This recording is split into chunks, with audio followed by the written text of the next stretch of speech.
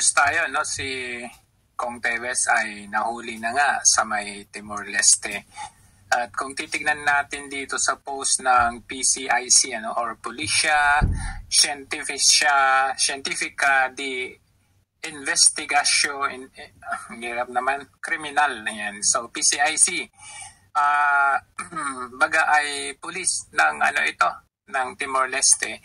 Makikita natin dito, yan lang pinagtataka ko, dito meron silang record, no? Interpol Red Notice. Di ba pinakita ko naman sa inyo last 2 weeks ago or 3 weeks ago, wala yung wala siya dito Wala siya dito sa listahan itong mga pinakita ko sa inyo. Pero dito sa page ng PCIC, meron siyang ganito, Red Notice. Pero siguro dahil lang nakalagay dito, fugitive wanted for prosecution. So, kaya siguro hindi nakalagay sa database ng wanted. Kasi ito, malamang itong mga ito, meron na silang yung warrant of arrest talaga. Kumbaga nadinig na sa kaso yan. Okay, so ayan po yung balita, nakakalungkot man, pero reality, eventually, ganun din ang tungo nung mga yung fate na patutunguhan nitong si Kong Teves. Gaya nga lang na pag-usapan namin kanina sa isang live, yung sabi ng isang kasamaan natin na si Spencer, may mali din kasi si Kong Teves, talagang in-identify niya na siya ay nasa East Timor, kaya yun tuloy siguro that kinikasing-casing nila ito ng ilang buwan hanggang sa natunton nila kung saan talaga siya nagtatago. Di ba, maalala natin nung nakipag-meet up siya doon kay Manny Pacquiao, and malay natin baka kinausap din ng DOJ itong si Manny Pacquiao, di ba? So, yan po ang balita natin, no? At ito nga dito, ayon dito sa balita,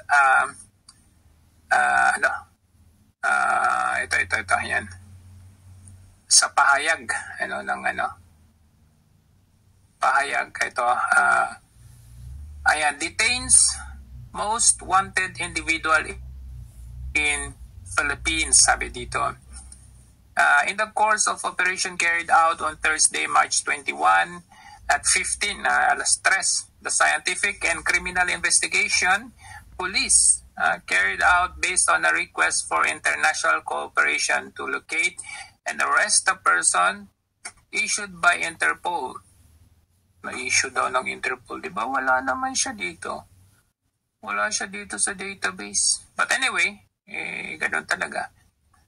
An arrest of the man most wanted by the authorities of the police Philippines at one place, Delhi.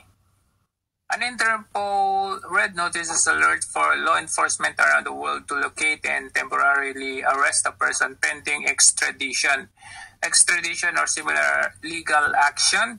It is based on the arrest warrant or a court order issued by the judicial authorities of the requesting country. So, yan po. So, malamang nandun pa siya sa East Timor, inaantay na lang yung pagdating nung mga taga-DOJ or any arresting officer from the Philippines. So, inaasahan natin yan at in the coming days ay makikita natin ulit si Kong Teves. Yun lamang ay baka nasa korte na. At maganda na rin yun para mabigyan na rin ng tuldok kung siya nga ba ay guilty talaga o hindi. Di ba?